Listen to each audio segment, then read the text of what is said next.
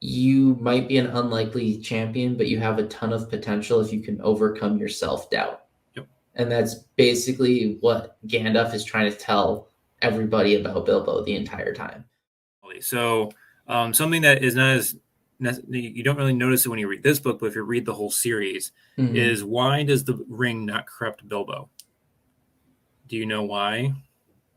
You mean not originally? Yeah, I mean, he really never gets corrupted by it. He has it for a really freaking long time. It's about your nature. Yeah, so it tries to corrupt your very nature. Yes. So how is he why you more end up resilient? with... But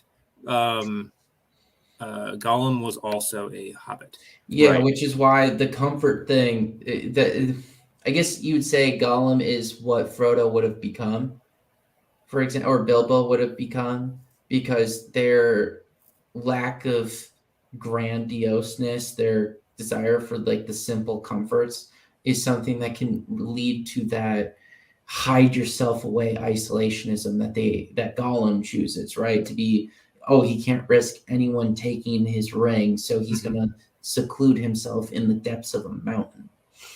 Yes, and also why? Okay, so I'm leading you on here a little bit. Yeah. So Bilbo, when he first gets the ring, he shows mercy to Gollum. He doesn't kill him. Yeah.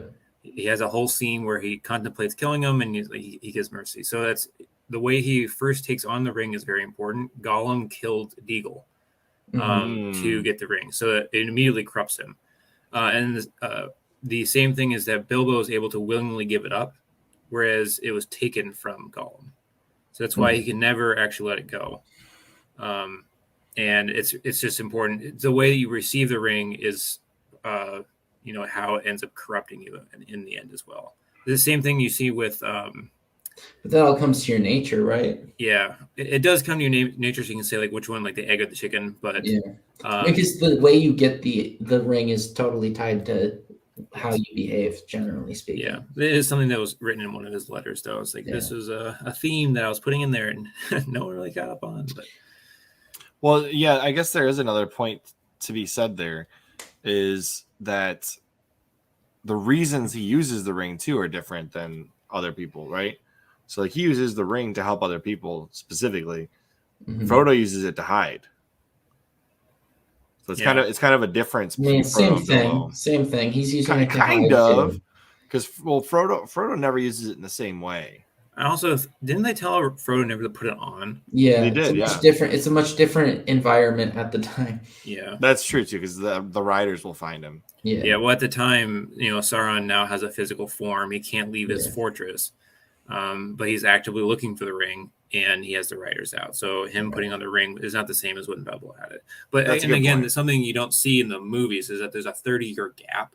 Right. Between when Bilbo first takes it, or takes off the last time, and then Frodo gets it. Right. Oh, there's a 30-year gap between when he takes it off. It's when Gandalf goes and figures out that is the One Ring. So there's that one little throwaway scene they added into the extended editions that kind of explains some of that. Yeah, they do show him going to look for it, but they do not. They don't tell you how long it is. Yeah.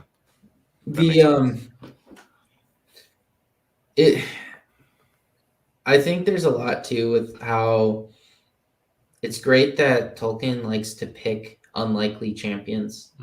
I think that goes a long way in the as like a moral lesson too, because it's like you might be an unlikely champion, but you have a ton of potential if you can overcome your self-doubt. Yep. And that's basically what Gandalf is trying to tell everybody about Bilbo the entire time, is you'll come to be very happy with this choice as your burglar, as long as things happen how he sees them.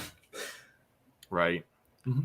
Not to mention the fact that when he selects his unlikely champions, I mean, it isn't that foreign to what he would have been, his normal David and Goliath type stuff that he was reading at the time. So that doesn't surprise me. I mean, most champions too have unlikely beginnings. When you look at just human history, it's not very uncommon. Well, somebody who grows up in prosperity is generally not somebody that becomes a champion. I mean, it happens, but they're less likely than somebody who survives a whole bunch of ordeals to become the champion. Yeah.